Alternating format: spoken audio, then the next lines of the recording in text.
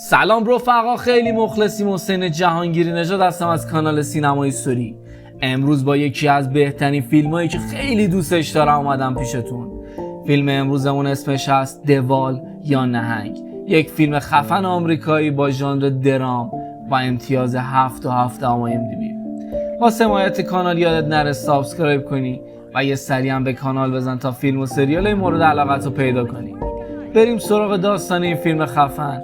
این فیلم درباره یک معلم ادبیات انگلیسی 270 کیلویی به نام چارلیه که به صورت آنلاین به شاگرداش آموزش میده و خیلی مهربونه، ولی زن و بچهش طردش کردن.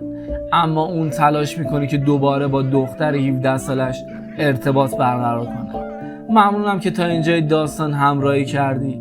حتما نظرتو درباره این فیلم واسم بنویس.